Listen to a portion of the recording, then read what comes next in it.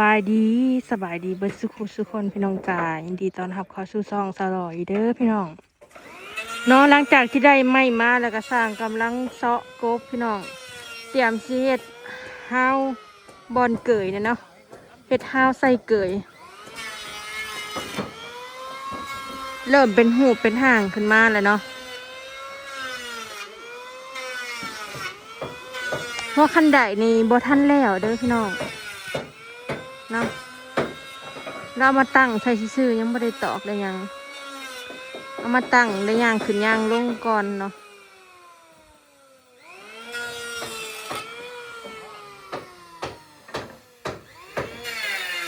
อันนี้กำลังก่อเนาะสิเป็นทีมสร้างคาร์บอนเลินพี่น้องเช็ด4 คนเงินอำมาลาอันนั้นทางนั้นมินิมอลแบบทรงต่างประเทศอันนี้ก็มินิแมวพี่น้อง ทรงใหม่แต่เอาขึ้นไปทั้งเทิงนะเย็นได้สิพาขึ้นไปเนาะเพราะคันใดนี่คือยังบ่แล้วเนาะถ้า104เฮ็ดแล้วให้แล้วตัดเนาะตัดแล้วมันสิมีบอนทับปดเกือบนะอยู่เทิงคิดภาพออกบ่พี่น้องแบบเพื่อนทรงไทยเลยปดเกือบอยู่เทิงแล้วมันสิแงกลงมาอีกน้อยหนึ่งเนาะมันสิแงกขึ้นออกมาตีนบันไดนะออกมาทั้งหนาเฮือนเนาะแหะกันกับเสาลงมาเข้าสิย่างขึ้นไปประมาณ2-3 ผักแล้วก็บ่อนปดเกิดแล้วก็จังเป็นขั้นใดย่างขึ้นไปเลยเนาะเดี๋ยวพาขึ้นไปเบิ่ง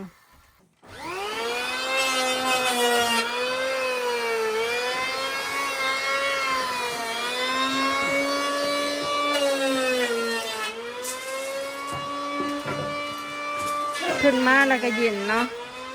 เห็นมุมไก่เห็นวิวแถวนี้คันเฮาได้ถมดินหนาดินอีกนี่มันคือสิเฮ็ดให้คือกว้างเลยเดินสลอยนะเนาะพี่น้องคือสิโล่งอันนี้สร้างกำลังเฮ็ดลูกติ่งสิเฮ็ดห้าวบอนเกยต่อเนาะข้างนี้นะเฮาบ่ได้ใส่ลูกติ่งพี่น้องข่อยสิเฮ็ดเยินออกคิดภาพออกบ่ข่อยสิเฮ็ดเยินออกแบบอยู่ในตูบเนาะบอนให้เฮานั่งเลยเฮ็ดเยินออกมาทางหน้าแล้วเฮ็ดคือบอนให้เฮานั่งพอแป้นปูเฮาเหลือ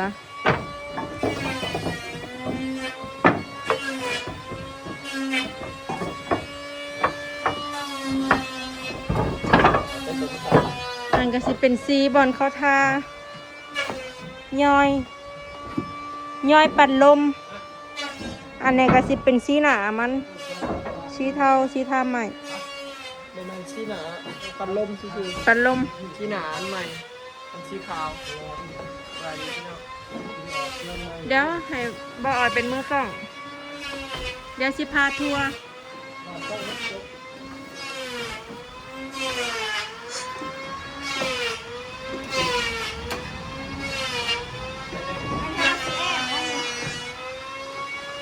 มีประตูทางเข้าเนาะพ่วงอยู่ได้นะใส่เตียงได้ตัวเตียงเขาเหมือนเข้ามาแบบประกอบเองเนาะประตูนี่ใช้ข้างนอกใช้แอดออกเนาะแล้วก็ย่างเข้ามาบ้านนี้เป็นมุมพักและเตียงคือเตียงนะคะคือมุมนี้แม่ทั้งมุมนี้บนได้ถ่ายก่อนที่มาเล่นถ่ายเลยไอ้ที่เป็นบานเลื่อนที่น้องบานกระจกเขาไม่ได้เอาบานเก้าในบานกระจกบานเลื่อนไอ้เป็นบานกระทุ่มอันนี้เห็ดมันเป็นเงื่อนไขมันต้องในใจมงคบใหม่ก่อนเนาะอันนี้เป็นบานกระทุ่มไทยออกยกเลื่อนอันนี้เป็นบานกระทุ่มไทยออกเรียกง่ายๆเอาที่ตัวแอมอันนี้ก็แอมวัดสีอะไรก็ได้บ่เอาแล้วไม่มันบุกเข้ามันจะไม่เท่าไรประมาณ10 กว่าแต่ว่าไม่ทันได้แอมกระจกก็ไม่ทันได้ใส่หรอกเนาะไม่ได้แอมกระจกกับปั๊บที่นอนเป็นนอนตีนลงคุณตีนลงหาทาง สิได้กว้างๆแบบว่า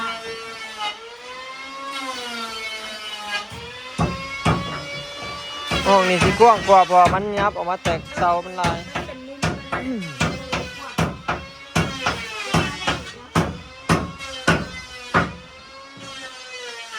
อันนี้ห้องที่สองหับแขก ไม่เสร็จนะบ่พอลายเด้ได้ซื้อมาเป็นว่า30อันแผ่นเป็น30แผ่นแล้ว ซื้อ31เซนแป้นก็ซื้อเท่าไหร่ก็30เซน ของนี่ก็บุกกว้างคนใดเนาะแต่ก็มันก็ได้พอได้ใช้เตรียมใช้ของใช้ตู้ได้เนาะได้อยู่แต่ต่างค่ะอันนี้จะซื้อมาแผ่นเท่าไหร่ พัน64 บาท แผ่นละ อันนี้นะแผ่นละ100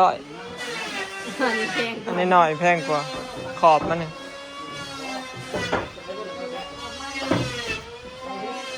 อนาคตเนาะถ้าเห็ดเขียถ้าเสียท้องนำแล้วพอดีถ่ายเบาใจยังนะเห็ดบริเห็ดท้องน้อยๆก็ออกมาเสาหนึ่งอีก2 เสาเนี่ยแล้วเห็ดท้องนำนี่เนาะไม่ได้ง่ายนะพี่น้อง บ่สั่งเท่ามันต้องให้เป็นปูน แม่นทาชิเทพืช ใส่เสาปูน แม่นทาชิเทพืชค่ะเนี่ยทั้งเสาใส่เสื้อผ้าเนี่ยเป็นแบบเก็บเสื้อผ้าอะไรนี่ เฮ็ดออกไปอีก4เสา2แล้วต้องมีเสาปูนอยู่นี่2อันหนึ่งเลยจุกับเพื่อน ชอบไปอีกห้องน้ำเฮ็ดน้อยๆนะคะเฮ็ดห้องน้ำขังนี่ด้วยเฮ็ดขังนี่เฮ็ดเป็นห้องเก็บเสื้อผ้าก็ได้มันจะเฮ็ดปุ๋ยไปเลยทางเทิงน่ะค่ะเนาะตัวแรกเฮ็ดไว้แค่นั้นปุ๊บไอ้เจ้ากำลังสิใส่ลูกปิ้งเปื่อยเนาะ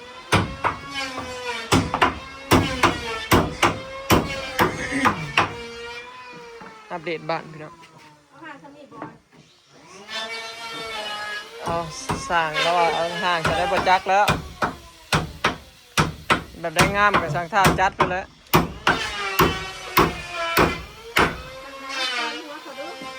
ก่อนหัวเขาดู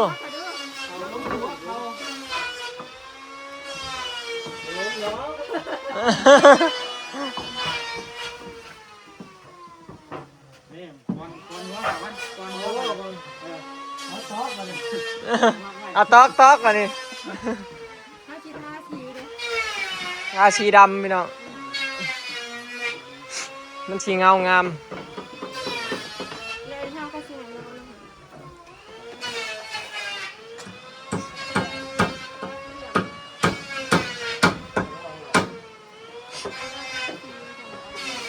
มันสีเรียบ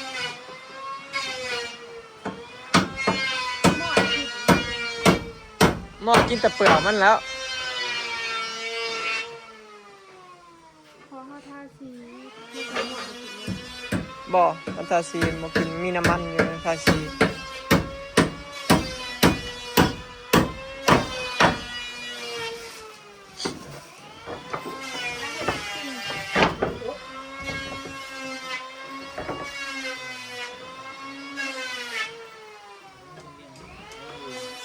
อันละเอียดพี่น้องยังอีกเครื่องอยู่ก็สิแล้ว ก็เลยมาคุม มาเบิ่ง มาเบิ่งน้ำสั่ง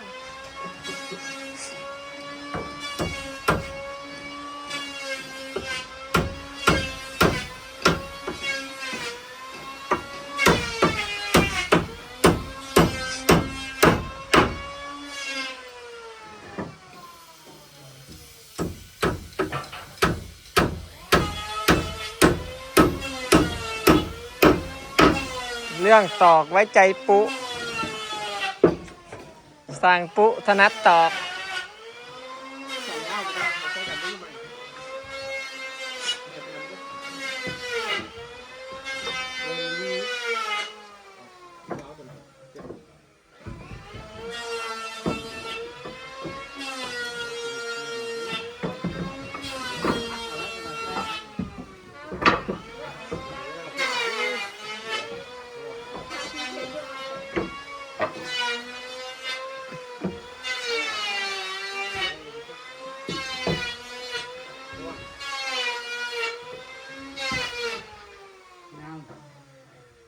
ปร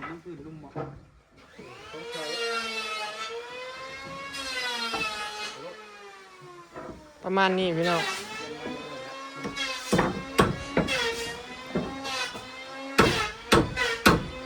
มันหลายอย่างอยู่พี่น้องมื้อคันแล้วนี่ก็ยังสิใส่ปั่นลมอยู่ใส่ปั่นลมแล้วก็ใส่อันย่อยๆเนาะ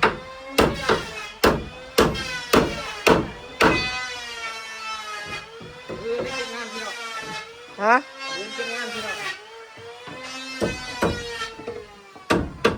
อ้าวเจ้ามันสิแล้วบ่มึงนี่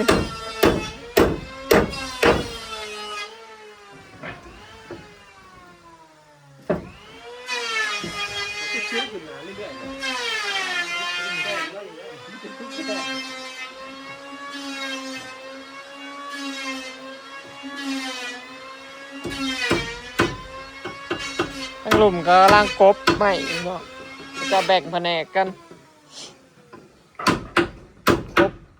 กบใหม่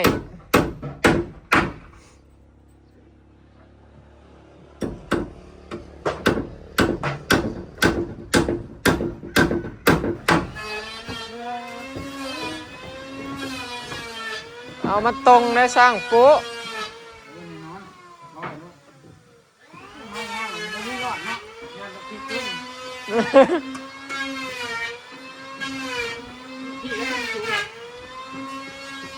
อะใช้แล้วประมาณนี้บ่สูงพอดบ่เดี๋ยวขอมายืนมึงก่อนตอกลงไปเป็นไงเฮ้ยโอเคบ่ส่วนอันนี้นะสิเห็ดเป็นห้าวหนังพี่น้องสิเป็นแบบหนังได้ ตูดเลยเห็ด นั่น ย่อยออกมา เห็ดแบบหนังแบบตูบมาละ นั่งได้เห็ดได้ ส่วนอันนี้ก็เป็นไดพี่น้องงามบ่อันนี้มุมข้างหน้าเนาะห้องข้างหน้าแบบเหลี่ยมบ่ได้แบบสื่อเนาะสื่อเหลี่ยมจึดมานี่จึดนี่แล้วก็เหลี่ยมเข้าในนี่พี่น้องประมาณนี้พี่น้องเฮ็ดห้องแบบเป็นเหลี่ยมเนาะ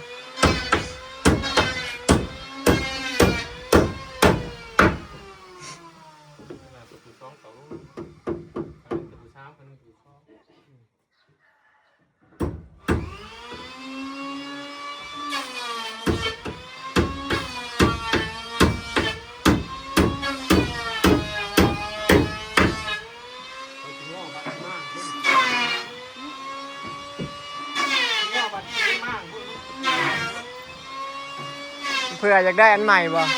โอ้จริงๆมันก็มีหลายแบบอยู่พี่น้องอันเนี้ยก็อันห้าวนี่นะแต่ซูเมอร์นี่มันสิเป็นแบบไล่ไหมคล้ายๆคือบอยสื่อปั่นย่อยนั่นน่ะซูเมอร์นี่เขาใส่กันบ้านชวนชงใจ ที่ลูกติ้งแบบนี้ แม่นสมัยตะกี้นี่เป็นลูกติ่งแบบนี้ แต่ถ้าคันใดเลยแม่นเท่ากันได้แต่ว่าซูเมอร์นี่เขาฮิตแบบไล่ไหมเนาะไล่มังกรไล่กวางไล่หยังนี่แหละประมาณนี้แหละ เห็ดแบบแยกงบ แม่นประหยัดงบแล้วก็เอาแบบเรียบๆ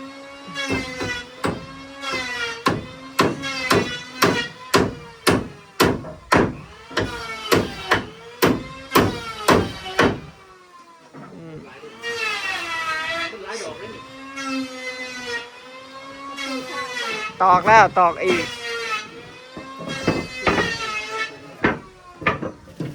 มันบ่แตกบ่ตะปูสามบ่แตกน่ะมันบ่แตกก็คืออยู่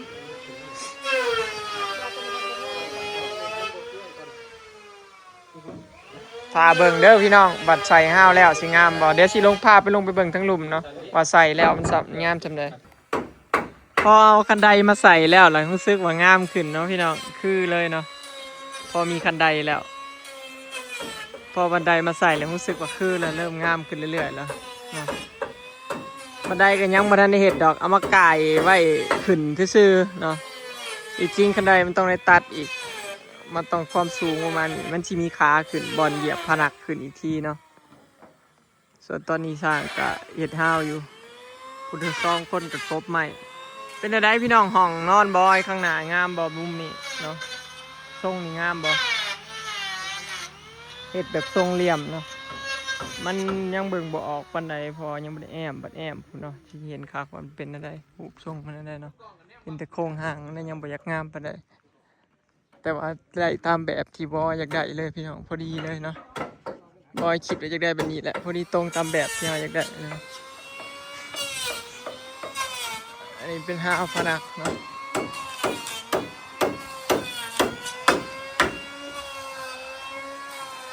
อันนี้เป็นห้าพนักพี่น้องมอง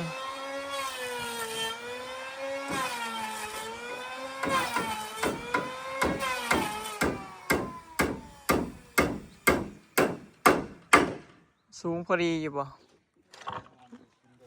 แนมมึงมุมนี่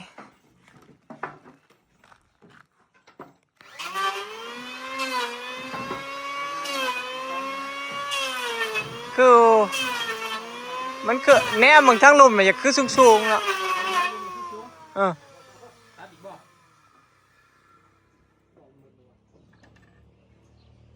ค่อยว่ายังที่ได้ใส่ไม้ห้องคือพี่เนาะเอาสามตัวตั้งนี่บ่ได้บ่ให้มันอยู่เรือซ้ำนี่แหละ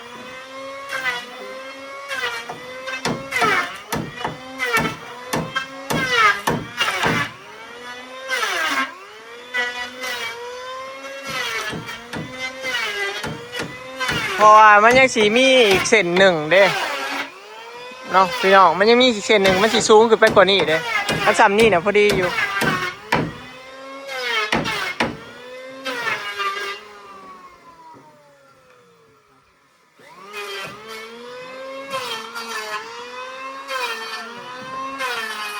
แบบเรียบๆพี่น้องเนาะมองมุมใกล้แล้วมันจะคือสูงเห็นปะประมาณนี้พี่น้องเนาะกะสิเฮ็ดห้าวผนักวันนี้มาจนฮอดทางหลังเลยเนาะบอลแนวนั่งสิมีแต่ทางหน้าเนาะทาง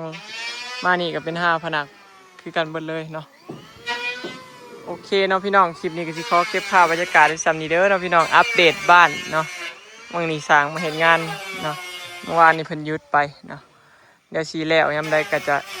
เดี๋ยวสิอัปเดตให้เบิ่งเรื่อยๆพี่น้องเนาะไปแล้วพี่น้องสบายดีขอบใจ FC เพื่อนผู้คนเด้อที่ติดตามแล้วก็เป็นกำลังใจให้ตลอดมาพี่น้อง